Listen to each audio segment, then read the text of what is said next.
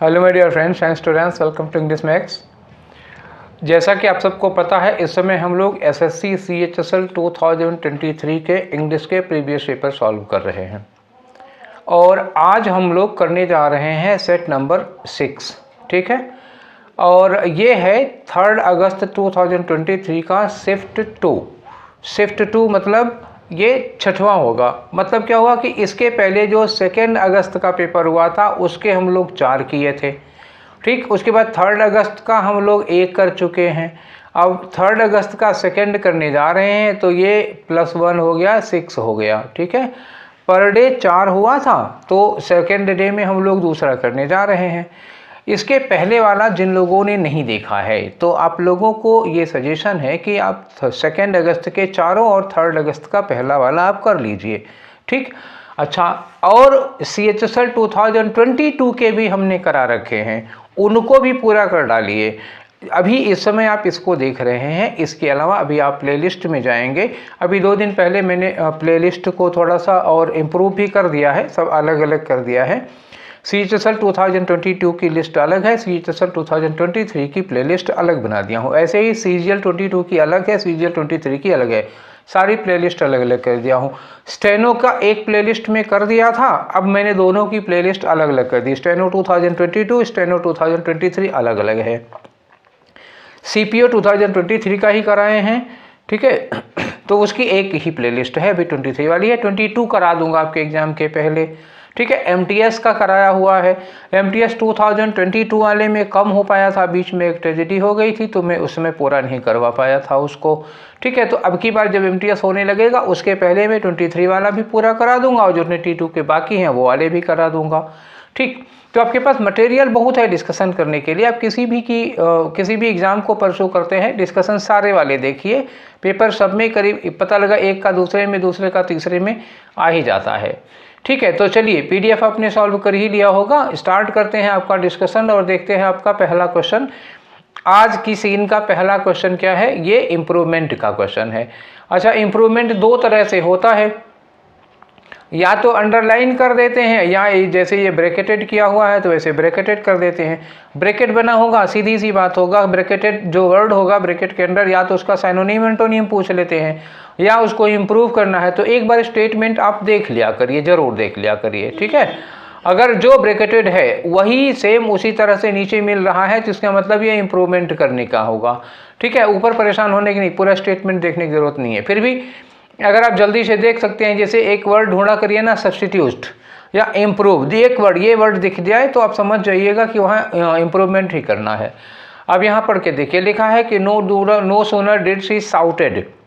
अब ये bracketed part में ही गलती करनी है आपको, इधर दैन वाले में आपको कुछ करना नहीं, छोड़ना नहीं है। तो नो सूनर के साथ डिड लगना तो सही है, लेकिन डिड के साथ जो वर्ब की सेकेंड फॉर्म नहीं लगी है वो सेकेंड फॉर्म नहीं, वहाँ पे फर्स्ट फॉर्म होनी चाहिए। केवल इतनी सी मिस्टेक है, no sooner did she shout, ED नहीं लगाना है। चलिए, डिड सही है अपनी जगह पर। क्यों डिड सही है? क्योंकि यहाँ रैन अवे लिखा हुआ है। कंपेयर करिएगा, अगर यहाँ रैन है तो यहाँ डिड ही होना चाहिए था। तो अब यहाँ पे डू लगा हुआ है, नहीं होगा, डज लगा है, नहीं होगा। ठीक है, हैड हो तो सकता था, पास्ट में जा रहा है ना, हैड हो सकता था, लेकिन अगर यहाँ शाउटेड होता तो सही होता, तो ये गलत हो गया, अब ये भी नहीं हो पाएगा। अब डिड शी शाउट ये मिला हमको, तो आपका आंसर कौन सा हो गया? 4th वाला, एकदम से करेक्ट। ठीक है, चलें आगे। चलिए नेक्स्ट क्वेश्चन करते हैं। अगला क्वेश्चन है क्वेश्चन नंबर 2। क्या करना है? इसको एक्टिव वॉइस में चेंज करना, एक वर्ड से काम चल जाएगा। अब एक्टिव वॉइस में चेंज करने की मतलब स्ट्रक्चर देखो सेंटेंस का, आर नेवर सॉल्व्ड। क्या लिखा है? Are never solved. नेवर ही रहेगा अपनी जगह पर। आर के साथ अगर वर्ब की 3rd फॉर्म लगी है तो इसका मतलब हुआ कि ये सेंटेंस प्रेजेंट इंडेफिनिट में होगा। और कौन कर रहा है? बाय हिम, तो बाय के साथ हिम मिला है, इसका मतलब यहाँ क्या होगा? यहाँ ही हो जाएगा। और सॉल्व्ड की जगह क्या होगा? वर्ब की first form present indefinite, solve में एस लगाना पड़ेगा क्योंकि ही सिंगुलर है, ही सॉल्व्स। और नेवर कहाँ होगा? नेवर यही बीच में होगा, तो ही नेवर सॉल्व्स। ठीक है, ये जहां भी ऑप्शन मिल जाए वही आपका आंसर होगा। तो ही नेवर सॉल्व्स ये हमको मिला, तो इसके पूरे चांस हैं। अब यहाँ लिखा हैज सॉल्व्ड, सवाल ही नहीं पैदा होता सॉल्व नेवर, देखो ही के साथ सॉल्व नहीं लगता, सॉल्व में एस लगना चाहिए था। अब यहाँ लिखा ही सॉल्व्स, ठीक लिखा, लेकिन नेवर को बाद में कर दिया, अब ये गलत हो जाएगा, क्योंकि नेवर क्या है, एडवर्ब ऑफ फ्रीक्वेंसी है, that should be placed between subject and verb. तो नेवर कहाँ, ये सब्जेक्ट और वर्ब के बीच में लगना चाहिए था। इसमें सेंटेंस का टेंस तो एकदम से सही रहा, बस प्लेसमेंट ऑफ एडवर्ब गलत हो गया, तो चौथा वाला गलत हो गया। अब हमारा पहला वाला एकदम साबित हो गया कि वो करेक्ट है, वही होगा। ठीक, आगे आ जाओ, नेक्स्ट क्वेश्चन करते हैं बच्चों। अगला क्वेश्चन है आपका क्वेश्चन नंबर 3।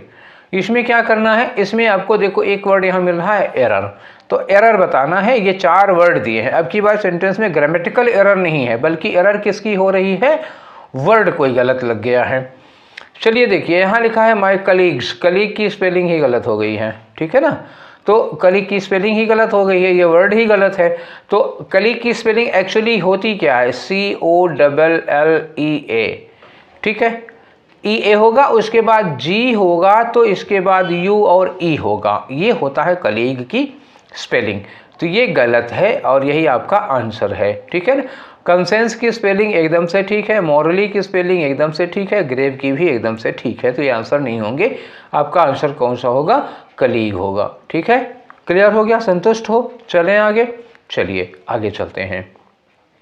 चौथा क्वेश्चन फिर से एरर का क्वेश्चन है, ठीक, स्लैश लगा है वैसे भी कह रहा है, और यहाँ पे ग्रामेटिकल एरर लिखा हुआ भी है। चलिए पढ़ते हैं। व्हेन मयंक केम, अभी तक यहाँ कोई गलती नहीं है, मयंक सिंगुलर सब्जेक्ट हो गया और केम क्या है, वर्ब की सेकंड फॉर्म लग गई। आगे लिखा I shall go with him to circus, मैं उसके साथ सर्कस देखने जाऊंगा, और केम क्या है, पास्ट में है। अब देखो शैल गो किस में जा रहा है, फ्यूचर में, और केम किस में जा रहा है, पास्ट में। पास्ट में फ्यूचर का कॉम्बिनेशन नहीं होता। व्हेन मयंक केम, जब मयंक आया तो मैं जाऊंगा। अच्छा, आप ये सोच सकते हैं कि भाई अगर ये पास्ट है तो इसी को पास्ट बना दें, शैल की जगह शुड या वुड लगा दें, नहीं, फिर भी नहीं हो पाएगा, क्योंकि अभी ये काम हुआ नहीं है। ये वुड शुड तब लगता है जब पास्ट में हम कोई बात कह रहे होते कि मैं ऐसा करूंगा, तब तो वो शैल का शुड और विल का वुड हो जाता। अभी ये काम हुआ ही नहीं है। अगर ये काम हुआ ही नहीं है, होना है, तो ये पार्ट सही है, फिर ये पार्ट गलत है।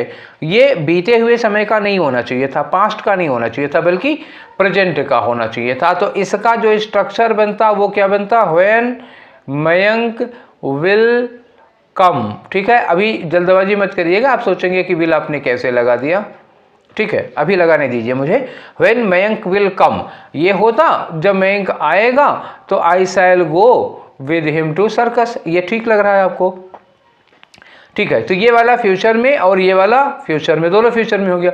लेकिन अब एक चीज जानते हैं, जब ये व्हेन लगा होता है एनी एडवर्ब ऑफ टाइम, जैसे when, whenever, whensoever, after, before, till, until, as soon as long as, मतलब इनमें से कोई भी थे अगर एडवर्ब ऑफ टाइम लगा होगा तो हम एडवर्ब ऑफ टाइम के साथ विल नहीं लगाते हैं, तो विल नहीं हटेगा, हट जाएगा। जब विल हट जाएगा तो मयंक के साथ सीधे कम नहीं लगेगा, तो मयंक सिंगुलर हो गया, तो ये कम की जगह क्या हो जाएगा, कम्स हो जाएगा। When Mayank comes I shall go with him to circus, ठीक है। अब यहाँ मयंक कम्स लिख तो दिया है, लेकिन मीनिंग वही देगा, फ्यूचर वाली, व्हेन मयंक विल कम वाली मीनिंग देगा, व्हेन मयंक कम्स, इसलिए क्योंकि जो एडवर्ब ऑफ टाइम होते हैं व्हेन वगैरह, उन सब के साथ हम विल शैल नहीं लगाते हैं। दो चीज़ें आ जाएंगी। अब आपको समझ में आ गया होगा कि आपकी एरर कहाँ पर है, ठीक है, क्लियर हो गया। क्लियर नहीं हुआ हो तो मुझे मैसेज करना, ठीक है। तो ये केम गलत हो गया, यहाँ कम्स में होना चाहिए, आपका आंसर सेकेंड होगा। किसी किसी क्वेश्चन में थोड़ा ज़्यादा टाइम लगता है एक्सप्लेन करने के लिए, ठीक है। अब ये भले ही आपको पता रहा होगा ये नियम, हम ये नहीं कह रहे हैं, लेकिन हमको तसल्ली नहीं मिलती ना जब तक हम एक्सप्लेन नहीं करते हैं। अगला क्वेश्चन है आपका इडियम का, ठीक है। Bite the bullet, bite the bullet. अब आपको अंदाज़ा लगा रहा होगा कि अगर आपने स्टेनो का पेपर किया मेरे साथ में, स्टेनो का पेपर किया हो और ACIO का पेपर किया होगा आपने मेरे साथ, और CPO का पेपर किया होगा, तो आपको अंदाज़ा होगा कि ये बाइट द बुलेट कितनी बार आ चुका है। ठीक है। अभी इसी CHSL वाले में भी अभी हम 5 सेट इसके पहले कराए हैं, 5 में कम से कम 2 बार पहले आ चुका है, और अभी शायद आज वाले में ही है, नहीं तो कल वाले में भी है ये बाइट द बुलेट। आंसर नहीं है लेकिन ऑप्शन है। तो ये एकदम स्टार इडियम है, मतलब 2023 का स्टार इडियम थे। कुछ इडियम्स थे, एक दिन मैं इस पर भी एक वीडियो बनाऊंगा कि कौन कौन से इडियम्स हैं जो 2023 के हर एग्ज़ाम में पूछे गए हैं। पहले सारा करा लूं फिर बनाता हूं इस पर भी एक दिन, ठीक है, बनाऊंगा। बाइट द बुलेट का मतलब क्या होता है कि मतलब जैसे एक ह्यूमिलिएशन की कंडीशन को झेलना होता है, मतलब बड़ी जैसे कोई ऐसी सिचुएशन होती है जो आपके लिए पेनफुल है, जो आपको मतलब तकलीफ दे रही है, उस सिचुएशन को झेलना बाइट द बुलेट होता है। ठीक है, तो टू टेक रिस्क नहीं होगा यहाँ पे, टू एंजॉय समथिंग इमेंसली नहीं होगा, बल्कि एंड्योर अ पेनफुल सिचुएशन, एक पेनफुल सिचुएशन को एंड्योर करना, बर्दाश्त करना, मतलब कुछ आप झेल रहे हैं। जैसे खासतौर से इसमें ह्यूमिलिएशन टाइप का होता है, कुछ ऐसा काम करना जो आपको पसंद नहीं है वो काम करना पड़ रहा है, ऐसे ही पेनफुल सिचुएशन या ह्यूमिलिएशन फेस करना। तो ये थर्ड वाला होगा। क्रिटिसाइज समवन हार्शली, ये बिल्कुल नहीं होगा, थर्ड वाला होगा। ठीक है, चले आगे। अब अगला क्वेश्चन आपका क्या है, क्वेश्चन नंबर 6। इसमें क्या करना है, आपको एंटोनिम बताना है। किसका एंटोनिम बताना है, ऑकवर्ड का। ऑकवर्ड का मतलब क्या होता है, ऊट पटांग, एक वर्ड सुना होगा ना, ऊट पटांग, जो सुटेबल ना हो, जो फिट ना हो, तो सुंदर भी नहीं होगा। अगर ऑकवर्ड होगा, जैसे कोई आदमी धोती पर स्किन टाइट टी शर्ट पहन रहे, आप कहेंगे बड़ा ऑकवर्ड लग रहा है, यही तो बोलते हो ना, बड़ा ऑकवर्ड लग रहा है। शॉर्ट्स पे कुर्ता पहन लो तो क्या लगेगा, ऑकवर्ड लगेगा। तो वही ऑकवर्ड का मतलब बेमेल होगा, सूटेबल नहीं होगा, सुंदर नहीं होगा। और ग्रेसफुल का मतलब क्या होता है, ग्रेसफुल सुंदर के लिए होता है, एकदम सूटेबल है, अच्छा है, तो ये एंटोनिम हो जाएगा। लेकिन अभी और में भी देख लो, मीनिंगफुल का मतलब जिसका अर्थ होता है, जो सार्थक हो, तो अब ऑकवर्ड का सार्थक तो एंटोनिम होगा नहीं। इनोसेंट का मतलब मासूम निर्दोष होता है, जिसने कोई गलती ना की हो वो हो जाएगा, तो ये भी नहीं सुटेबल है। ह्यूज का मतलब बहुत बड़ा सा नहीं होगा। मतलब उस ग्रेसफुल के अलावा जितने ऑप्शन थे उनमें से कोई भी ऑकवर्ड का एंटोनिम होने लायक नहीं है। ठीक है, तो इनमें से जो हमारे पास अवेलेबल ऑप्शन है उनमें से सबसे अच्छा ग्रेसफुल ही है, इसलिए हम ग्रेसफुल लगाते हैं। ठीक है, चलिए आगे चलते हैं। तो अगला क्वेश्चन है क्वेश्चन नंबर 7। इसमें क्या कर रहे हैं, इसमें फिर से एंटोनिम बताना है। अब की बार क्या करना है, अब की बार इन्होंने वर्ड दिया नहीं बल्कि अंडरलाइन कर दिया है। पढ़ लो, on the day of independence, मतलब स्वतंत्रता दिवस के दिन, जुबिलेंट क्राउड, जुबिलेंट का मतलब क्या होगा, खुशी मनाती हुई। जुबिलेंट क्या होता है, जब आप एकदम खुश मूड में हो, हैप्पी मूड में हो, Jubilant crowd from all over the country cheered and wept. Cheered का मतलब खूब खुशी मनाए, और वेप्ट क्यों भैया, रोए क्यों, खुशी के आंसू थे। ठीक है, तो जुबिलेंट का एंटोनिम, जुबिलेंट अगर हैप्पी है तो इसका एंटोनिम क्या होगा, सैड होगा, उदास होगा। तो ट्रायम्फेंट का मतलब क्या होता है, विक्टोरियस। ट्रायम्फ क्या होता है, जीत होती है, तो ये क्या हो जाएंगे, विक्टोरियस हो जाएंगे, विजेता वाला एडजेक्टिव बन गया। क्रिप्टिक, यहाँ तो क्रिप्टिक का कोई सेंस ही नहीं लग रहा है। इलेटेड का मतलब क्या हो गया, ओवरजॉयड, ये क्या हो गया, ओवरजॉयड, खुशी से एकदम पागल हो गए हैं, ये लोग होते हैं। ग्लूमी का मतलब क्या होता है, एकदम से उदास है, दुखी है। ठीक है, हाँ, तो जो भीड़ थी एकदम चीयरफुल थी, जुबिलेंट थी, जुबिलेंट का अपोजिट क्या हो जाएगा, ग्लूमी, उदास, होपलेस, सैड, डिसअपॉइंटेड है। ठीक है, तो इसमें आंसर हमारा हुआ ग्लूमी। आगे आ जाओ, नेक्स्ट में आपका क्वेश्चन नंबर 8 है। फिर यहाँ भी अंडरलाइन किया हुआ है, अंडरलाइन किया हुआ, यहाँ लिखा है सब्स्टिट्यूट। जैसे ही आपको अंडरलाइंड पोर्शन दिखे और क्वेश्चन में कहीं सब्स्टिट्यूट दिख जाए, बस पूरा स्टेटमेंट पढ़ने में आप टाइम मत वेस्ट करो, सीधे नीचे आ जाओ। क्या करना है, क्वेश्चन नंबर 8 में, it is raining a lot in April and मे। इन्होंने कहा अप्रैल में और मई में बारिश बहुत हो रही है, ये कह रहे हैं। तो हो रही है मतलब अगर ये अप्रैल के महीने में बोल रहे होंगे तब तो ठीक है। आगे देखो लिखा हुआ है, but the summer is very dry. अच्छा, summer is very dry, summer जो होता है वो ड्राई होती है।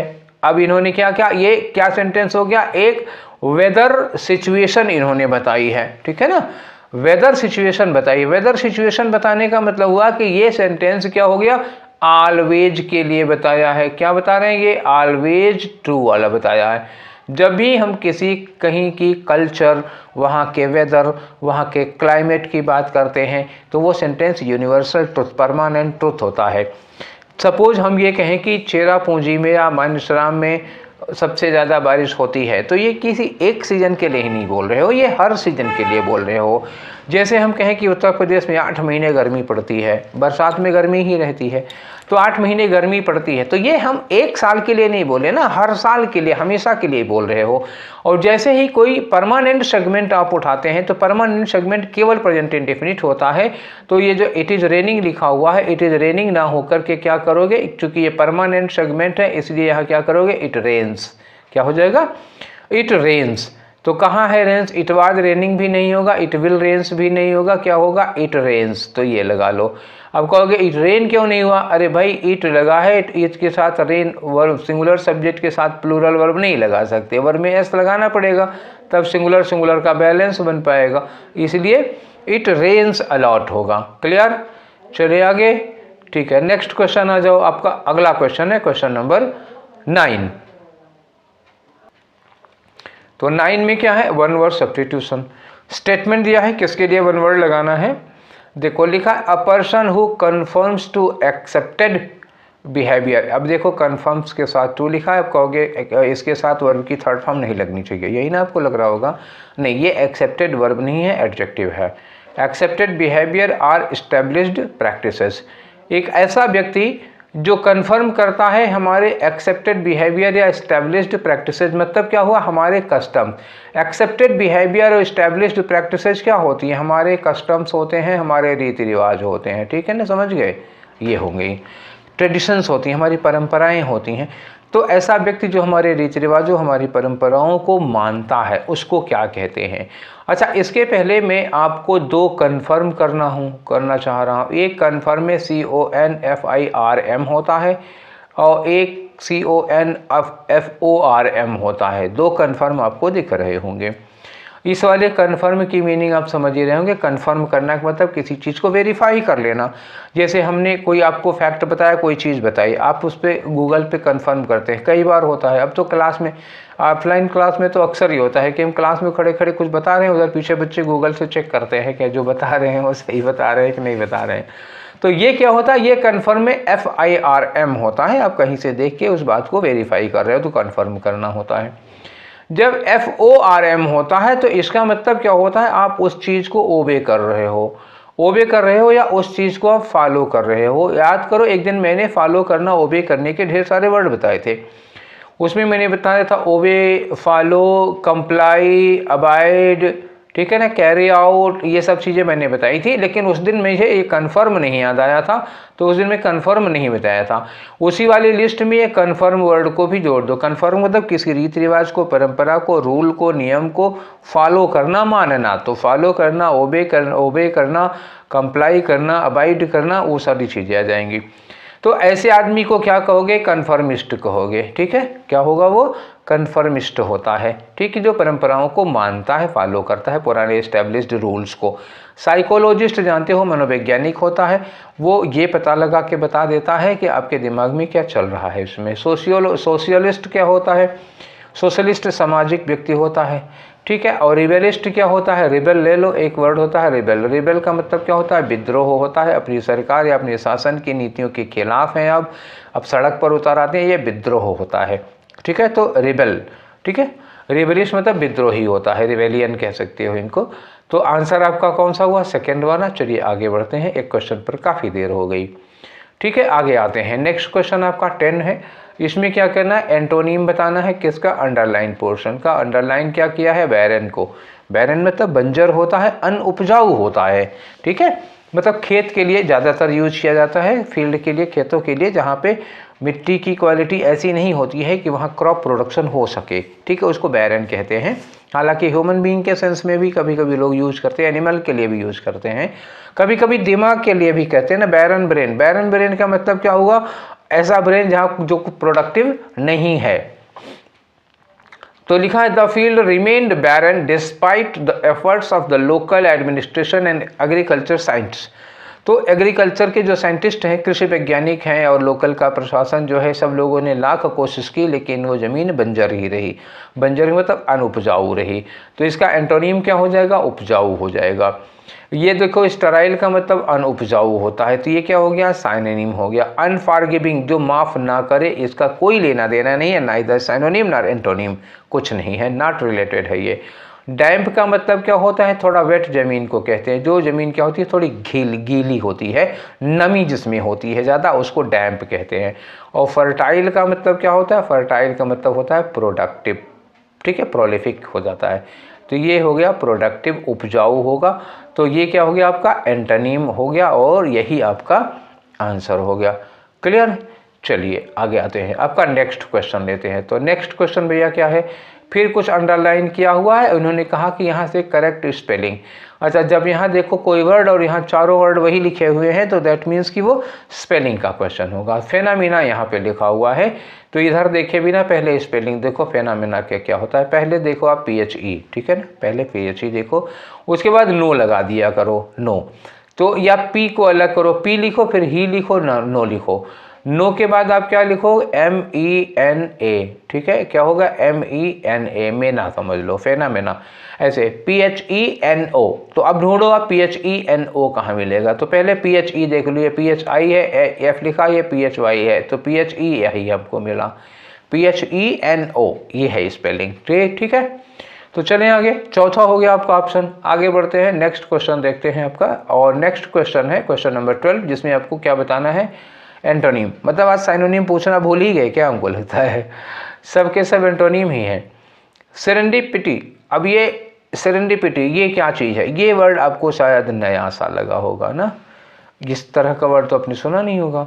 तो सेरेंडिपिटी क्या होती है, जैसे कुछ शुभ होता है आपके साथ में, सेरेंडिपिटी शुभ मतलब जैसे घर से निकल रहे हैं तो कुछ शुभ शुभ हो जाए, आप कोई किसी ऐसे व्यक्ति का मतलब सामने पड़ गया, कोई ऐसा व्यक्ति जो आपके लिए लकी होता है, कुछ ऐसे बना लेते हैं हम लोग टैबू टाइप का कि शुभ मानते हैं। कहते हैं कि कुछ मतलब कोई एक क्या होता है, ये आँख फड़क रही है शुभ होगा, फलानी आँख फड़क रही है शुभ होगा, तो शुभ के लिए होता है, शुभ मंगलकारी कुछ आपके साथ घटित हो रहा है। जैसे इसको आप शुभ के लिए ऐसे भी कह सकते हो ना कि ऑस्पिशियस हो रहा है, कुछ क्या हो रहा है आपके साथ, ऑस्पिशियस हो रहा है, कुछ आपका फेवरेबल कोई चीज़ हो रही है जो आपके फेवर में है, फॉर्चुनेट है, जो आपके लिए लकी है, कुछ ऐसा हो रहा है।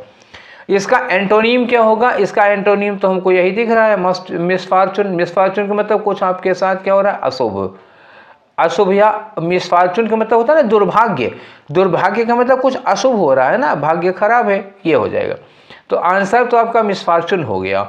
बाकी रहे वर्ड्स की बात, तो इनको देख लो। टेंजिबिलिटी का मतलब क्या होता है, what do you mean by tangibility. तो anything, something is tangible when it can be felt by touch. किसी चीज़ को आप छू के महसूस कर सकते हो तो वो क्या होगा, टेंजिबल होगा, जिसको आप कह सकते हो कंक्रीट होगा, उसका फिजिकल एग्जिस्टेंस है, ठीक है। तो टेंजिबल का मतलब जिसको छू सकते हो, the anything that can be perceived bye touch, ठीक, का टेंजिबिलिटी हो गई। मिसफॉर्चून आप समझ ही गए। परमानेंसी का मतलब क्या होता है, कोई चीज़ जो परमानेंट होती है उसके इस क्वालिटी को परमानेंसी कहते हैं। और ट्रैंक्विलिटी क्या होती है, और ट्रैंक्विलिटी का मतलब होता है एकदम से शांति, सन्नाटा नहीं कहेंगे इसको, क्या कहते हैं सही वर्ड में, शांति, ठीक है। कहीं पे जब कोई आवाज़ नहीं आ रही है, किसी तरह की पक्षियों की, चिड़ियों की, कीड़े मकोड़ों की, झिंगुरों की कोई आवाज़ नहीं, एकदम से शांति हो चारों ओर, तो उसको कहते हैं ट्रैंक्विलिटी, ठीक है। तो ये शांति होती है, ठीक। अब आगे बढ़ें, आंसर आपका ये वाला था। आगे चलते हैं क्वेश्चन नंबर 13 में, फिर से एंटोनीम, अब उब रहे हैं एंटोनीम से। एंटोनीम यहाँ क्या दिया है, ग्लैड। ग्लैड का मतलब क्या होता है, हैप्पी। हैप्पी बता दिया तो आप समझ ही गए होंगे, हैप्पी होगा तो जॉयफुल होगा। अभी थोड़ी देर पहले एक आया था इलेटेड, जिसको मैंने कहा था ओवरजॉयड, चीयरफुल, डिलाइटेड, बहुत सारे वर्ड हो गए, ठीक है, आप समझ गए। ग्लैड, अब इसके लिए हमें दुखी ढूंढना है। तो लाइव, लाइव का मतलब भी क्या होता है, एकदम जीवंत होता है। जीवंत का मतलब क्या, फुल ऑफ लाइफ, ऑलवेज खुश रहता है आदमी, तो लाइव कह सकते हैं उसको। और इनोसेंट अभी आया था, थोड़ी देर पहले ये वर्ड आया था इनोसेंट, मतलब वही वर्ड उठा के आगे भर देते। अभी एक ही पेपर में देखो इनको ऑप्शन ही नहीं मिल रहे हैं। अभी थोड़ी देर पहले इनोसेंट एक ऑप्शन में था, फिर वही इनोसेंट ऑप्शन दे दिया। इसीलिए कहते हैं सारे ऑप्शंस को देख के चला करो, ठीक है। इनोसेंट हो गया। अब उसके बाद क्या आ गया, सैड। तो सैड का मतलब क्या होता है, दुखी होता है। तो खुश का क्या हो जाएगा, दुखी। यही हमारा आंसर है। ठीक है, एक वर्ड बचा है हॉन्ट। तो हॉन्ट का मतलब क्या होता है, कई बार सुना होगा आप लोगों ने मूवी में, हॉन्टेड हाउस, हॉन्टेड हाउस। तो हॉन्ट का मतलब क्या होता है, एक हॉन्टेड होता है। हॉन्टेड मतलब कोई ऐसा घर वगैरह जिसमें अक्सर भूत वगैरह दिखाई पड़ते हो। ठीक है, होते हैं नहीं होते हैं मुझे नहीं पता, मतलब ये एक चर्चा होती है। हॉन्ट और किसी चीज़ के लिए लग सकता है, जैसे कोई बात हो जो आपके दिमाग से निकल नहीं रही है, बार बार आपके दिमाग में घूम घूम के आ रही है, तो that idea is haunting my brain, ये हो सकता है, हॉन्टिंग माई माइंड। तो हॉन्टिंग आइडिया हो सकता है। हॉन्टिंग आइडिया मतलब जो कोई ऐसा विचार, कोई ऐसी चीज़, बात जो आपके दिमाग से निकल ना पा रही हो, उसके लिए भी हॉन्ट यूज कर लेते हैं। ठीक है, चलिए नेक्स्ट क्वेश्चन करते हैं। आपका अगला क्वेश्चन है क्वेश्चन नंबर 14। अरेंजमेंट का क्वेश्चन है, थोड़ा बड़ा था तो हमने साइज थोड़ी छोटी कर दी है। ठीक है, पढ़ने में तकलीफ तो होगी लेकिन पढ़ लीजिए, अगर 2 पेज में कर देता तो और ज़्यादा तकलीफ होती। आगे आ जाओ, अब पढ़ते हैं। इसको लिखा है इट इंक्लूडेड। इट कौन, इट इंक्लूडेड, व्हाट इंक्लूडेड। अभी इट के लिए हमें ढूंढना पड़ेगा किसकी बात कर रहे हैं, ये स्टार्टिंग नहीं हो सकती, ए से शुरू नहीं होगा sentence. It included a carbon tax on fossil fuels and incentives for business and individuals to adopt green practices. ठीक है, कोई चीज़ रही होगी जिसमें कार्बन टैक्स जोड़ा गया था फॉसिल फ्यूल पर। चलिए अगला, द न्यू पॉलिसी। अच्छा, ये किसी पॉलिसी की बात हो रही, वही इट भी होगा, ये पॉलिसी जो है। The new policy aimed to reduce carbon emission and promote renewable energy sources. जो नई पॉलिसी थी उसका टारगेट था कि कार्बन इमिशन को कम करना है और रिन्यूएबल एनर्जी सोर्सेज को बढ़ावा देना है। हाउएवर का मतलब क्या हुआ, ये कंट्रास्ट में जाएगा। ठीक है, अब हाउएवर के बाद यहाँ लिखा है सपोर्टर्स, इसका मतलब इसके विरोधियों की बात इसके पहले आनी चाहिए। However supporters of the policy argued that it was necessary to address the urgent threat of climate change and create a sustainable future for the planet. ये हो गया, ये सपोर्टर्स का मानना था, लेकिन ये सपोर्टर्स बाद में आएंगे क्योंकि इसके पहले हाउएवर लगा हुआ है। यहाँ लिखा है the policy faced opposition, policy का विरोध किया गया। तो जाहिर सी बात है इसी विरोध के बाद हम सपोर्ट लगा देंगे, तो ये बात तय हो गई कि सी के बाद डी नहीं, डी के बाद सी लगना है। ये बात क्या हो गई, इसी 2 वर्ड से कंफर्म हो गई। सी के बाद हमको क्या लगाना है, सी के बाद नहीं, हमें ये तय हो गया कि डी के बाद ही सी लगाना है, ये श्योर है। डी में क्या हो रहा है, अपोजिशन हो रहा है, और सी में क्या हो रहा है, सपोर्ट। तो the policy faced opposition from some industries and political groups who argued that it would hurt the economy. ठीक, इस पॉलिसी का विरोध हुआ किसकी वजह, कहाँ से, कुछ इंडस्ट्री वाले तो करेंगे ही करेंगे, कुछ पॉलिटिकल ग्रुप करेंगे। पॉलिटिकल ग्रुप क्यों करेंगे कि आधी फैक्ट्रियाँ इंडस्ट्रीज इन्हीं के होते हैं, तो करेंगे वो। ठीक है, उनको लग रहा है कि इससे इकोनॉमी हर्ट होगी। ठीक है, ये बस इकोनॉमी करते करते दुनिया का सत्यानाश कर डाला इन लोगों ने। तो एक हमको क्लू मिला, डी के बाद सी लगेगा, ये श्योर है। तो हम इस क्लू के आधार पर आंसर ढूंढ लेते हैं। अगर 2 में होगा डी के बाद सी तो हम स्टार्टर देख लेंगे। अच्छा, स्टार्टर जाहिर सी बात है इट वाला हो नहीं सकता, तो बी ही स्टार्टर होगा, ये भी तो बात तय हो गई है। ए से स्टार्ट नहीं होगा। हाउएवर सपोर्ट और अगेंस्ट में जाएंगे नहीं, पहले तो पॉलिसी की बात करोगे ना, तो किसी भी कीमत पर बी से शुरू होगा। बी के बाद ए लगा दो, उसके बाद डीसी कर दो। फिलहाल डीसी से ढूंढो। तो इसमें क्या लगा है, यहाँ देखो डीसी लगा हुआ है, यहाँ डीसी नहीं लगा हुआ है, यहाँ डीसी नहीं लगा हुआ है, यहाँ डीसी नहीं लगा हुआ है। तो अगर आपको डी और सी का परफेक्ट कनेक्शन मिल गया तो डीसी के कनेक्शन में आपको केवल पहला ऑप्शन मिलेगा। अच्छा, अब आप बी ए वाला नहीं भी सेट किए थे तब भी बी ए वाला आपको मिल ही जाता, और उससे करना पड़ता तो हम देख लेते कि ए से स्टार्ट नहीं होगा, बी से स्टार्ट होगा। ठीक है, चलिए आगे चलते हैं। अब आपका अगला क्वेश्चन देखते हैं। अगले क्वेश्चन में क्या है, ये फिर अंडरलाइन किया हुआ है। क्या करना है, इसको 1 वर्ड लेना है। ठीक, अलर्ट ऑफ हैप्पीनेस, इसके लिए 1 वर्ड। तो एक बार पढ़ लेते हैं। लिखा है the music filled the room with alert of happiness expressing joyful melodies and brought smiles to everyone's face. ठीक, तो अब यहाँ खुशी खुशी की बात है, म्यूजिक है जिसमें जो एक म्यूजिक है जो सबके चेहरे पर मुस्कुराहट ला देती है। तो ये सरप्राइज तो नहीं होगा, होगा क्या, जॉय होगा या एक्साइटमेंट होगा या फियर होगा। तो फियर नहीं होगा, जॉय और एक्साइटमेंट में आप कंफ्यूज हुए होंगे। तो इसमें क्या लगना चाहिए, एक्साइटमेंट है या जॉय है। तो यहाँ पर जो लिखा है ना, a lot of happiness, happiness में एक्साइटमेंट कहीं नहीं है, इसमें सब क्या है, केवल जॉय है। क्लियर? तो दूसरा वाला होना चाहिए। नेक्स्ट में आ जाओ, अगला क्वेश्चन करते हैं। अगला क्वेश्चन है आपका एक्टिव वॉइस में चेंज करना। एक्टिव वॉइस में क्या है, इज बीइंग स्टेज्ड।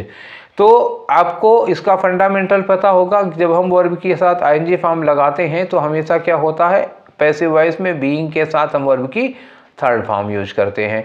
और अगर पहले से बीइंग के साथ थर्ड फॉर्म लगता है तो इसका मतलब हम बीइंग हटा के वर्ब में आईएनजी लगा लेते हैं। तो सबसे पहले हमें यही चीज़ ढूंढनी है कि यहाँ पर वर्ब में आईएनजी लगा है। बीइंग स्टेज्ड है तो इसका मतलब एक्टिव वॉइस में क्या रहा होगा, स्टेजिंग रहा होगा। ठीक है, स्टेजिंग। तो पहले स्टेजिंग ढूंढो। यहाँ स्टेजिंग नहीं है, यहाँ स्टेजिंग नहीं है, यहाँ स्टेजिंग है, यहाँ स्टेज्ड दिया हुआ है, कोई नहीं होगा। तीसरा ऑप्शन ऐसे ही हो गया। क्या ज़रूरत है दुनिया भर की मशक्क़त करने की भाई, ऐसे हो जाता है। ठीक है, आगे आ जाओ। फिर से एंटोनीम, हद हो गई है एंटोनीम की। एक वर्ड दिया है ग्रेव, तो ग्रेव की दो मीनिंग होती है। एक मीनिंग इसकी होती है कब्र, ठीक है, और दूसरी मीनिंग इसकी क्या होती है, बहुत सीरियस या सीवियर। ठीक है, सीरियस या सीवियर हो सकता है, कोई चीज़ बहुत इम्पोर्टेंट के लिए भी यूज किया जाता है। सीरियस हो सकता है, कोई चीज़ सीरियस है तो इम्पोर्टेंट भी होगा ना, ये भी हो सकता है। नेटिव आ गया, फिर फ्राइवोलस आ गया, फॉरेन हो गया, सीरियस आ गया। तो एंटोनिम बताना है, एक बार क्लियर कर देता हूँ। नेटिव का मतलब क्या होता है, मूल निवासी, जो वहाँ के मूल निवासी होते हैं उनको कहते हैं नेटिव पीपल। ठीक है ना, तो ये हो गया मूल निवासी का। अब ग्रेव से कोई लेना देना नहीं है। फ्राइवोलस का मतलब क्या होता है, बहुत ही मामूली, मतलब तुच्छ, जो इम्पोर्टेंट ना हो उसको हम क्या कहते हैं, मामूली कहते हैं, फ्राइवोलस। तो अगर हम ग्रेव इम्पोर्टेंट का सेंस ले लेते हैं तो फ्राइवोलस उसका एंटोनिम हो जाएगा। फॉरेन का मतलब क्या हो गया, विदेशी। अब विदेशी यहाँ क्या लेना है, मूल निवासी और विदेशी का। ग्रेव का मतलब तो मैंने दोनों आपको बता ही दिया था। सीरियस तो साइनोनिम हो जाएगा, एंटोनिम नहीं हो पाएगा। तो अब आपके पास क्या बचा, फ्राइवोलस ले लीजिए, क्योंकि यहाँ पर जो ग्रेव का सेंस लिया गया है वो कब्र के लिए नहीं लिया गया है, सीरियस के लिए नहीं लिया गया है, बल्कि किसके लिए लिया गया है, इम्पोर्टेंट के लिए लिया गया है। तो ग्रेव इम्पोर्टेंट हो गया और फ्राइवोलस मामूली है, मतलब क्या हुआ, लेस इम्पोर्टेंट या लिटिल इम्पोर्टेंट के सेंस में आएगा, फ्राइवोलस हो जाएगा, मामूली सी बात। ठीक है, तुच्छ। तो ये आंसर हुआ। अभी देखना ही होता है ना ग्रेव के कितने सेंस हो सकते हैं। अब आपको ग्रेव मतलब कब्र है तो कब्र का क्या करोगे, एंटोनिम कहाँ मिलेगा। या ग्रेव का मतलब सीरियस पता है, यहाँ सीरियस का अपोजिट कोई दिया नहीं है। ठीक है, तो इम्पोर्टेंस के अपोजिट में दिया होगा। ग्रेव हम कई ढंग से यूज कर सकते हैं ना। ठीक है, आगे आ जाओ, नेक्स्ट क्वेश्चन देखते हैं। अगला क्वेश्चन आपका क्या है, वन वर्ड बताना है। सेंटेंस क्या है, अच्छा, the constitutional right to vote. संविधान के अनुसार आपको जब आप 18 साल के हो जाते हैं तो आपको मत देने का अधिकार मिला होता है। तो जो मत देने का अधिकार है उसको अंग्रेजी में क्या कहते हैं, फ्रेंचाइज कहते हैं। इंडिया के कॉन्स्टिट्यूशन में क्या है, एडल्ट फ्रेंचाइज है। एडल्ट फ्रेंचाइज का मतलब क्या हुआ कि 18 साल के हो गए तो आपको मत देने का अधिकार मिल जाता है। ठीक है, तो ये फ्रेंचाइज होगा इसके लिए। पोलिंग का मतलब क्या होता है, पोलिंग मतलब होता है इलेक्शन होता है, चुनाव होता है। ठीक है ना, मत देने का अधिकार नहीं है पोलिंग। वोटिंग का मतलब क्या होता है, वोटिंग का मतलब होता है कास्ट योर वोट, आप अपना वोट कास्ट कर रहे हो, वो होता है वोटिंग। ठीक है, और बटनिंग मतलब आजकल तो बटन दबा रहे हो, पहले मुहर लगाते थे, तो ये बटनिंग हो गया। तो जो वर्ड है आपका वो कौन सा है, फ्रेंचाइज होगा। नेक्स्ट आ जाओ बच्चा, 19 नंबर में क्या कर रहे हैं, 19 नंबर में इडियम। ठीक है, इसमें एक सिचुएशन है, इसके लिए आपको इडियम ढूंढना है। ये 4 इडियम दिए हुए हैं, देखो इसमें से कौन सा इडियम वहाँ पे लगा सकते हो। ये दूसरा इडियम है, एक इडियम इसके पहले आया था, बाइट द बुलेट। यहाँ आ जाओ, तो सिचुएशन क्या है कि Aurangzeb the famous Mughal ruler found that he had caught someone more powerful than him in the form of brave Maharaja Maratha Shivaji. ठीक है, तो यहाँ पे जो इडियम की सिचुएशन है वो क्या है, मोर पावरफुल दैन हिम। मतलब क्या हुआ, अगर हम किसी ऐसे व्यक्ति से भिड़ जाते हैं जो हमसे ज़्यादा ताकतवर है। ठीक, जैसे मान लो हमारा वेट जो है वो 50 किलो है और हम 70 किलो वाले पहलवान से लड़ लेते हैं, तो उसको क्या कहते हैं, आप अपने मतलब बेमेल अपने से ज़्यादा पावरफुल के साथ लड़ रहे हो। तो इसको अंग्रेजी में कहते हैं ना, कैच अ टार्टर। ठीक है, कैच अ टार्टर। ये इसके पहले भी आया हुआ है, कई बार आया हुआ है, 20, 21, 22 में भी ये क्वेश्चन आए हैं। कैच अ टार्टर, थोड़ा कम फ्रिक्वेंसी है पर आया है ये बहुत बार, ठीक। तो आंसर तो आपका हो गया कैच अ टार्टर। अब और वाले वर्ड देख लो, nipping in the bud. Nip in the bud का मतलब क्या होता है? निप मतलब नोच देना, निप इन द बड का मतलब होता है जैसे कोई बुराई है, बुराई जैसे ही शुरू हो, जैसे आप सपोज करो कि आपका बच्चा है, अभी आप लोगों के तो बच्चे नहीं होंगे, मान लो कि जैसे ही सपोज करो कि आपका कोई बच्चा, आपका बच्चा है, पहली बार जब झूठ बोला तभी एक चाटा मार दिए, तो क्या होता? निप इन द बड, अब वो नहीं बोलेगा। और आप अरे ठीक है अभी बच्चा है, अब जब बड़ा हो जाए, बड़ में आप बुराई को बड़ में ही निप कर दो, कली लग रही है तभी तोड़ दो, नहीं तो जब पेड़ बन जाएगा तब नहीं, तब दिक्कत हो जाएगी आपको करना। निप इन द बड का मतलब होता है शुरुआत में ही समाप्त कर देना, स्टार्टिंग में ही खत्म कर देना। चेंजिंग द हैंड्स का मतलब क्या होता है? अथॉरिटी चेंज करना, अथॉरिटी चेंज करना। जैसे मान लो कोई घर है, आज मेरा था कल किसी और का हुआ, फिर मैंने बेच दिया, उनका हो गया, उन्होंने बेच दिया, तीसरे का हो गया, तो ये होता है चेंजिंग द हैंड, दूसरे के अधिकार में जाना, ठीक है। तो अथॉरिटी चेंज होना, ओनर चेंज होना। ब्लेजिंग द ट्रेल, ये बहुत बढ़िया है, ठीक। हो सकता है ये आज ही मिले, नहीं तो कल वाले में फिर ये मिलेगा, blazing the trail. Blazing the trail का मतलब होता है do something first to show how to do it. कोई काम आप पहले कर रहे हो ये दिखाने के लिए लोगों को कि ये कैसे किया जाता है, जो सबसे पहले करके दिखाता है कि इस काम को कैसे करना है, उसी को कहते हैं ब्लेज द ट्रेल। नोट कर लीजिएगा, इंपॉर्टेंट है, 2023 में ही कई बार आया है। आगे चलते हैं, अब आता है आपको क्वेश्चन नंबर 20। तो क्वेश्चन नंबर 20 में भैया क्या करना है? सब्स्टिट्यूट करो, अंडरलाइन किया हुआ है एज वेलेस्ट। अरे भाई चलो देखते हैं। I don't think he can dance as well as Elena. तो कंपेयर कर रहे हैं ना कि वो, मुझे नहीं लगता कि वो उतना अच्छा डांस कर सकता है जितना एलेना करती है। तो पहली बात तो ये भैया कि वेल की जो कंपैरेटिव डिग्री होती है वो क्या होती है? बेटर, गड़बड़ लिख दिया मैंने, ये तो बैड की हो जाएगी। वेल है, वेल मतलब बहुत अच्छे से काम करना, इसकी कंपैरेटिव डिग्री जो होती है वो होती है बेटर, और इसकी जो सुपरलेटिव डिग्री होती है वो होती है बेस्ट। तो गुड की और वेल की एक ही चीज़ होती है। गुड किसके लिए लगता है? ये एडजेक्टिव है और ये एडवर्ब है। जैसे हम कहें सी सिंग्स वेल, सी सिंग्स गुड तो नहीं कहोगे, सी प्लेज वेल, प्लेज गुड तो नहीं कहोगे। तो वेल काम करने का तरीका होता है, और यहाँ भी है वही है, डांस के साथ वेल लगना है। तो वेल की सुपरलेटिव वेलेस्ट होगी या बेस्ट होगी?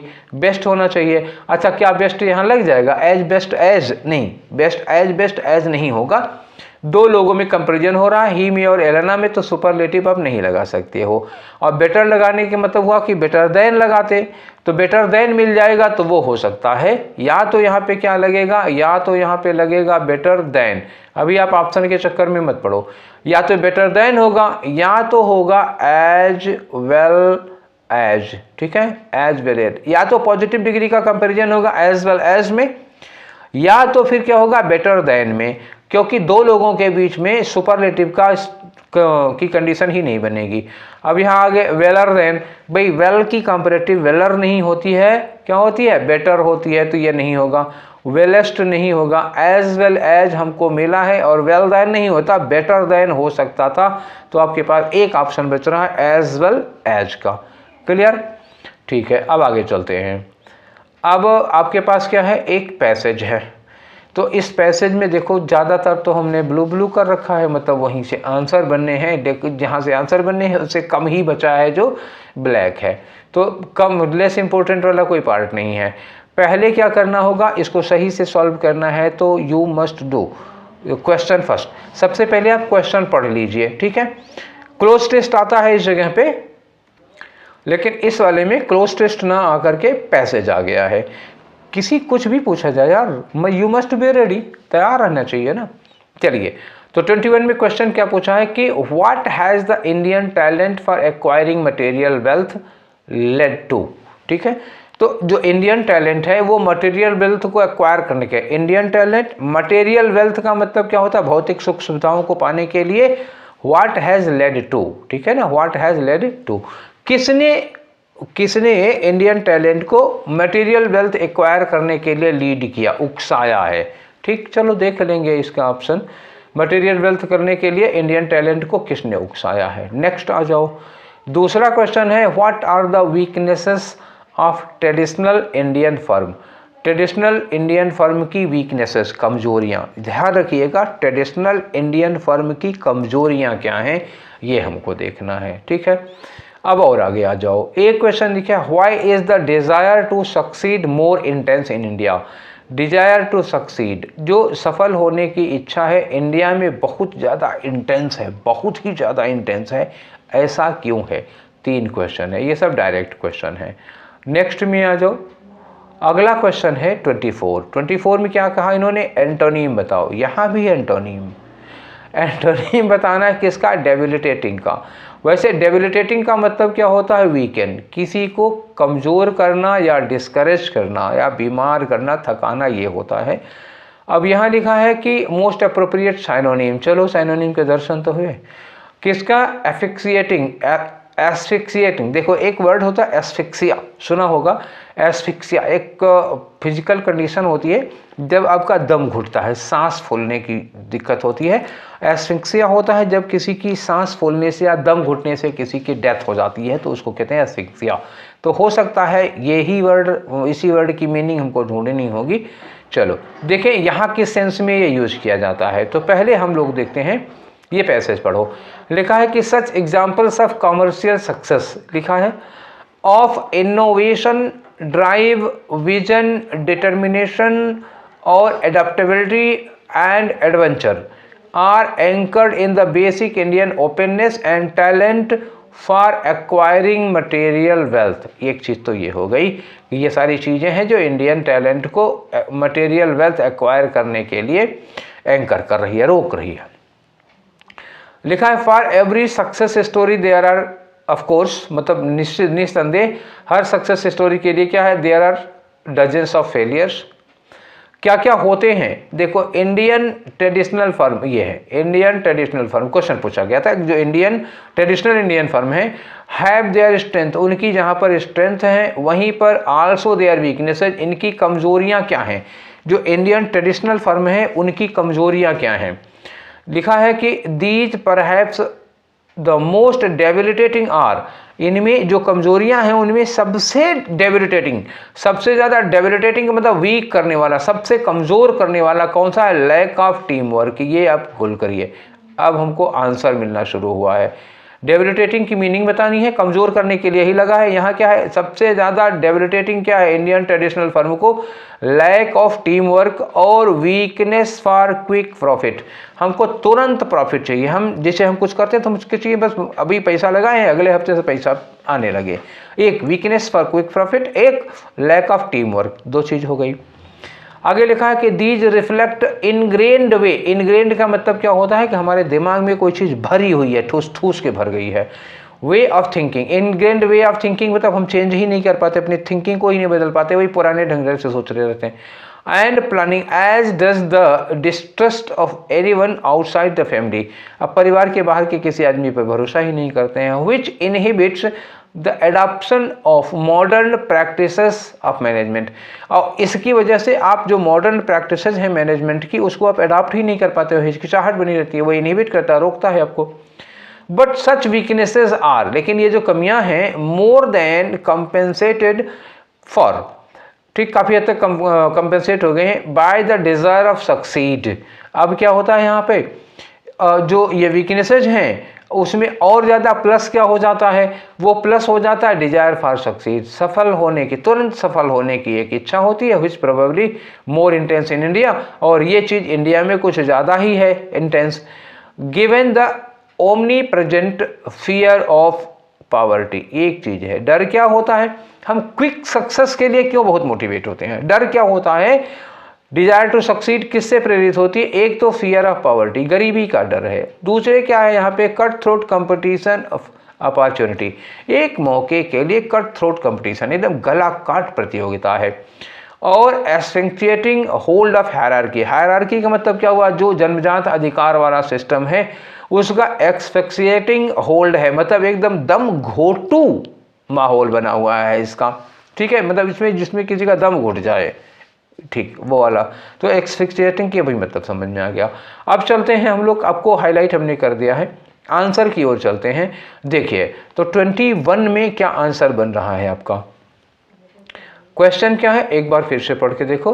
लिखा what has the Indian talent for acquiring material gain led to, कौन सी चीज़ है और जो मटेरियल गेन के लिए हमारा वो है वो मतलब कैसे किससे लीड होता है। लेड टू का मतलब क्या हुआ, की ओर ले जाना, ठीक है, किधर की ओर ले जा रहा है बताओ, कमर्शियल सक्सेस की ओर या स्टैग्नेशन की ओर। स्टैग्नेशन का जिक्र ही नहीं हुआ है, इनोवेशन का जिक्र नहीं हुआ है, दोनों चीज़ें नहीं आई हैं। क्या है, एडाप्टेबिलिटी, क्विक प्रॉफिट और अपॉर्चुनिटी किस ओर ले गया है, तो ये भी तो नहीं है ना, तो एडाप्टेबिलिटी की बात नहीं आई है इसमें, पैसेज में ही नहीं एडाप्टेबिलिटी की बात आई, क्विक प्रॉफिट अपॉर्चुनिटी की बात हुई थी। अब इसमें क्या है, कमर्शियल सक्सेस किस ओर ले गया है, इंडियन टैलेंट को कमर्शियल सक्सेस की ओर ले गया है, और इनोवेशन एडाप्टेबिलिटी ये दोनों चीज़ें आ गई, ठीक है। और डिटर्मिनेशन है, टीम वर्क है, एडवेंचर है। तो टीम वर्क का अभाव वो तो फेल होने के लिए लगा हुआ था ना, जब फेल होने का डर होता है तो वहाँ पे जाता है, ठीक है ना। कमर्शियल सक्सेस की ओर ले जा रहा है, ये लीड कर रहा है, ठीक है। आपको दिखाएं इस बात को, शुरुआत में ही दिया था ना कमर्शियल सक्सेस की बात, ये लिखा है ना, example of commercial success of innovation, ठीक है ना। तो जो इंडिया का टैलेंट है, यहाँ देखो लिखा है ना, इंडियन टैलेंट फॉल, किधर की ओर भाग रहा है इंडियन टैलेंट, एक कमर्शियल सक्सेस की ओर भाग रहा है, देखो ये इनोवेशन के लिए भाग रहा है, और कहाँ जा रहा है, ये एक्वायरिंग मटेरियल वेल्थ की ओर भाग रहा है। एडाप्टेबिलिटी देखो, यहाँ एडाप्टेबिलिटी भी दी है, तो एडाप्टेबिलिटी की ओर भाग रहा है। ये तीनों आंसर हैं, कमर्शियल सक्सेस, इनोवेशन और एडाप्टेबिलिटी, ठीक है। कुछ और भी चीज़ें थी, ये उन्होंने नहीं उसमें रखी हैं, ठीक है, ऑप्शन में। चलो आगे आ जाओ, नेक्स्ट देखो। अब अगला क्वेश्चन है आपका, what are weaknesses of traditional Indian firm. अभी लास्ट में हमने आपको बताया था कि ट्रेडिशनल इंडियन फर्म की वीकनेस क्या है। एक तो ये क्विक प्रॉफिट के बारे में सोचते हैं भन्न से हमको कि जल्दी से हमको फ़ायदा ही फ़ायदा मिल जाए तुरंत, ठीक है ना। और टीम वर्क की कमी है ना, देखो मैं दिखाऊं आपको फिर से एक बार, क्या था ये क्वेश्चन, टीम वर्क की कमी है और क्विक प्रॉफिट की ओर भागते हैं ये लोग। एक बात यहाँ देख लो, ये लिखा है ना, देखो लैक ऑफ टीम वर्क, और क्या होगा, और ये वीकनेस यदि है ना फॉर क्विक प्रॉफिट, ये दो चीज़ें हैं, ठीक। अब यहाँ पे ट्रेडिशनल फर्म, ये देखो traditional firm have their strength, और स्ट्रेंथ के साथ में क्या है, इनकी वीकनेसेस भी है। वीकनेसेस क्या है, मोस्ट डिवरेटिंग, सबसे कमजोर करने वाली वीकनेस यही है, लैक ऑफ टीम वर्क और क्विक प्रॉफिट, ये इनकी ये सोच है, ठीक है। तो अब कहाँ आ जाओगे, इनग्रेन्ड वे ऑफ थिंकिंग ये नहीं है, weakness for quick profit and openness to acquiring wealth के लिए नहीं आएगा, ये वाला गलत हो गया। लैक ऑफ टीम वर्क ये सही हो जाएगा, कट थ्रोट कंपटीशन ये नहीं है, क्या होगा, लैक ऑफ टीम वर्क हो गया, और क्या होगा, वीकनेस फॉर क्विक प्रॉफिट, ये चौथा वाला हो गया, ठीक। बड़ा माइन्यूट सा डिफरेंस है, ध्यान रखिएगा, लाइन को अच्छे से पढ़िएगा, तभी आंसर आपको ठीक से मिल पाएंगे। नेक्स्ट में आ जाओ, अगला क्वेश्चन क्या है, डिजायर फॉर सक्सेस इंडिया में मोर इंटेंस क्यों है। डिजायर फॉर सक्सेस क्या चीज़ है जो ऐसा कर रही है, ठीक।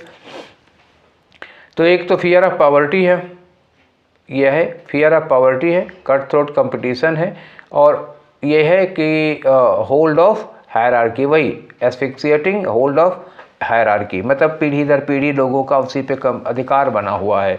तो ये वाला आपका आंसर आ जाएगा, ठीक है।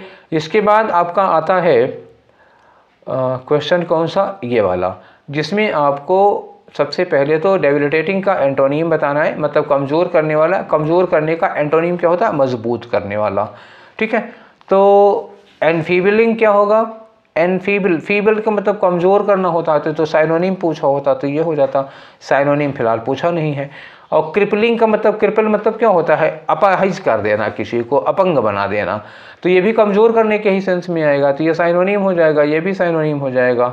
अंडरमाइन करने का मतलब क्या होता है, किसी को कम करके, डिवैल्यूएट करके समझना, तो ये रिलेटेड ही नहीं है। अब ये इन्वाइगोरेटिंग क्या होता है, वाइगर क्या होता है, VIGOR, वाइगर मतलब होता है एनर्जी होता है, जोश होता है, ताकत होता है, और इन्वाइगोरेट का मतलब क्या होता है, किसी की ताकत बढ़ा देना, ज़्यादा स्ट्रेंथन कर देना, ज़्यादा फोर्टिफाई कर देना, ज़्यादा स्ट्रॉन्ग कर देना, मजबूत कर देना। तो कमज़ोर करने का अपोजिट क्या होगा, इन्वाइगोरेट हो जाएगा। एस्फिक्सिएटिंग का मतलब होता है दम घुटना, दम घुटने में, अब देखो इमेंसिपेट मतलब मुक्ति देना, जैसे कोई बंधन में है, कोई गुलामी कर रहा है, कोई स्लेव है तो स्लेव से मुक्ति दे देते हैं, स्लेवरी से आप उसको छोड़ दिए, मुक्त कर दिए, तो उसको इमेंसिपेशन कहा जाता है। इमेंसिपेट, मुक्ति देना। एस्फिक्सिएटिंग मतलब आप किसी का गला दबा दिए तो उसको मुक्ति दे दिए क्या जबरदस्ती नहीं। अब ये लिबरेटिंग का मतलब, लिबरेट करना मतलब भी होता है किसी को स्वतंत्रता देना, आज़ादी देना, मुक्ति करना, ठीक है, तो ये भी नहीं होगा। अनफिटरिंग का मतलब क्या होता है, what do you mean by unfettering, ठीक है। तो देखो, फिटर का मतलब होता है ना बेड़ियाँ, बेड़ियाँ समझ रहे हो, जो हाथों में पैरों में बेड़ियाँ हथकड़ियाँ होती हैं, तो उनको फिटर कहते हैं। तो अनफिटरिंग का मतलब होता है किसी की हथकड़ी बेड़ी खोल देना। मतलब क्या होता है, इसको भी होगा वही मीनिंग, रिहा कर देना, ठीक है, रिहा कर देना। अब ये नहीं होगा, बल्कि स्मॉदर का मतलब जानते क्या होता है, स्मॉदर का मतलब होता है गला घोट कर किसी की हत्या करना। तो गला घोटना, गला घोटना वही हो गया ना, एस्फिक्सिएट हो जाएगा, मतलब दम घुटता है किसी का, तो स्मॉदर होता है। और वर्ड्स होते हैं, तो स्मॉदर का स्ट्रैंगुलेट होता है, स्ट्रैंगल होता है, स्मॉदर होता है, ठीक है, सफोकेट होता है। तो ये सब गला घोटने के लिए यूज किए जाते हैं। तो ये थे हमारे 25 क्वेश्चंस। कौन सा सेट था आज? 6 सेट था। 6 सेट का मतलब हम 150 क्वेश्चंस कर चुके हैं। किसमें? 1000 में। बहुत करने हैं अभी, ठीक है। अभी 850 क्वेश्चन बाकी हैं भाई लोग, ठीक है। चलो, चल पड़े हैं तो पूरा भी करेंगे। तो ये रहा आज का सेशन। और आज का सेशन आप लोगों को कैसा लगा वो अपनी राय हमको दीजिएगा। कुछ स्पेशल चाहिए तो बताइएगा, ठीक है। और अभी जल्दी ही हम लोग कुछ नई नई चीज़ें और शुरू करने वाले हैं। और आपके कमेंट्स, अच्छा आप लोगों में से कई लोग ऐसे भी होंगे जो यूपीपी का एग्ज़ाम देने जा रहे होंगे, तो आज से तो जुट जाओगे उसके लिए। खैर कोई बात नहीं, जब लौट के आना है, पेपर दे के आना है, तब पढ़ लेना है इसको। जो क्वेश्चन आप लोगों की गलत हो रहे हैं, क्यों गलत हो रहे हैं, अगर समझ में आ जा रहे हैं तो ठीक है। अदरवाइज आप व्हाट्सएप पे हमको मैसेज करके पूछ लिया करिए, कंफर्म कर लिया करिए कोई क्वेश्चन गलत अगर इस तरह का हो जा रहा है तो, ठीक है। तो ये सेशन यहीं पर वाइंड अप करते हैं, काफ़ी समय हो गया। फिर मिलेंगे हम लोग कल वाले सेशन में। Till then take care, thank you.